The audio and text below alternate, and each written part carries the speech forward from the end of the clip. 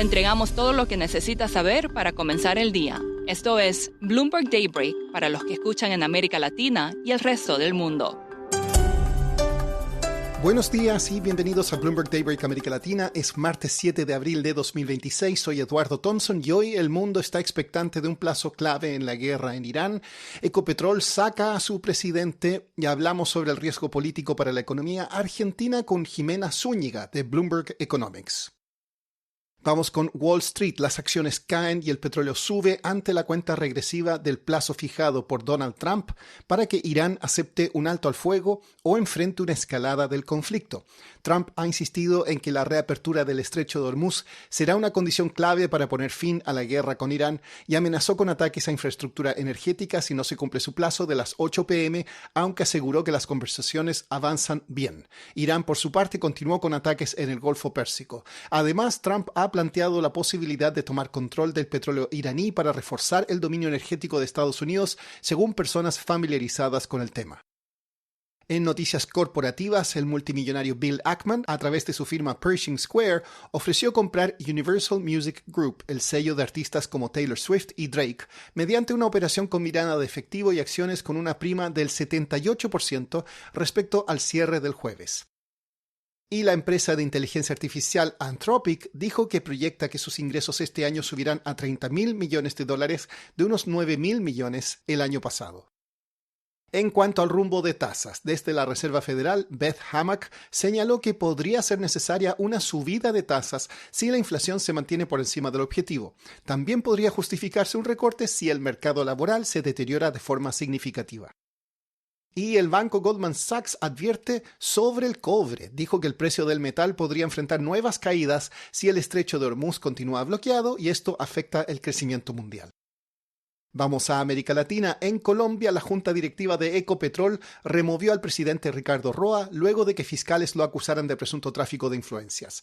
La decisión se produce en medio de la presión del principal sindicato petrolero del país y de preocupaciones sobre la gobernanza de la compañía. Siguiendo en Colombia, hoy se publican las minutas de la última reunión de política monetaria del Banco de la República, en la que decidió de forma sorpresiva elevar la tasa de interés en un punto porcentual al 11,25%. En Brasil, el gobierno ampliará los recortes de impuestos federales y los subsidios a los combustibles para proteger a los consumidores del alza de precios derivada de la guerra con Irán.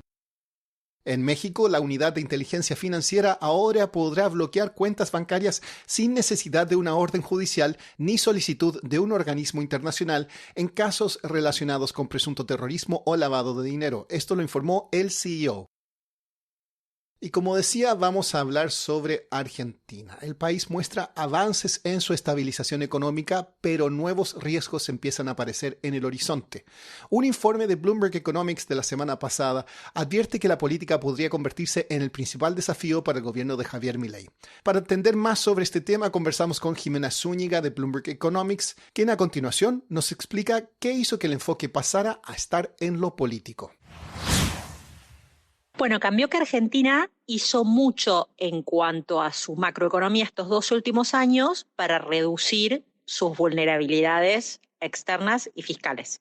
Siempre está eso medio entrelazado con lo político, porque en general en Argentina hemos tenido en los últimos años alternancia entre gobiernos de signo muy populista en lo económico, que siempre agrandaban esas vulnerabilidades, y después gobiernos que han intentado corregirlas. En los últimos años, con la administración de Milei, se ha avanzado mucho en corregir esas vulnerabilidades.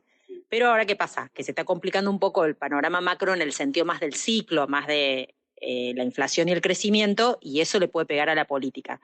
Y ahora esto se vuelve en mayor riesgo, porque estos avances que se han dado en reducir vulnerabilidades, si hubiese un rechazo al gobierno de Milei, si él no reeligiera en 2027 y viniese otro gobierno que de nuevo va hacia el otro lado del péndulo, bueno, sería, digamos, en vano estas correcciones, porque posiblemente se volvería a un manejo macroeconómico más desordenado y a un cambio de régimen macroeconómico que ha sido siempre lo que ha limitado el crecimiento sostenido en Argentina. Jimena, en tu reporte mencionas esto de que se ha echado a perder el perfil crecimiento-inflación. Profundiza un poco más sobre eso, por favor. Desde ya, ¿no? Todos los gobiernos quieren crecer. Este gobierno ha hecho un programa que con muchos ajustes muchas políticas microeconómicas que tal vez son compatibles con un mayor crecimiento de largo plazo, pero también muchos ajustes que hacen que en el ciclo de la economía, en su ciclo de negocios, digamos, no sea tan positivo. Más que tan mal el crecimiento, no le ha dado en 2025 hubo un crecimiento mayor a 4%, 4,4%. Para este año nosotros pensamos que el crecimiento puede ser 2,8%, que es de lo más decente, más para Argentina, que a quien le ha costado tener 2 años seguidos de crecimiento positivo. Pero el problema es que hay sectores a los que les está yendo muy bien, que se han beneficiado de la liberalización de precios y de la remoción de controles cambiarios, como la minería y la energía, pero hay otros sectores que con la apertura de la economía, sumado a todas las reformas y una bastante fuerte apreciación real del tipo de cambio, les está yendo muy mal, como por ejemplo la manufactura. Y son justamente sectores que emplean a mucha gente. Entonces, cuando mirás las cifras de empleo y de muchos sectores que son empleo intensivos, les está yendo mucho peor. Y en general se empieza a ver en encuestas que la gente está más preocupada por la situación económica, por el empleo y por los altos precios y la inflación, como que el salario no les alcanza. Entonces esto es lo que puede complicar el panorama político. Y para cerrar, una noticia para los fanáticos de la banda Oasis. El diario The Guardian informó que una guitarra que Noel Gallagher utilizó para componer What's the Story, Morning Glory, el álbum británico más vendido de los años 90, será rematada por Sotheby's con un precio estimado de hasta 60,000 libras esterlinas. Eso es todo por hoy. Para más contenido de Bloomberg en español, suscríbase al newsletter 5 Cosas o síganos en redes sociales. Los enlaces están en la descripción. Soy Eduardo Thompson. Gracias por escucharnos.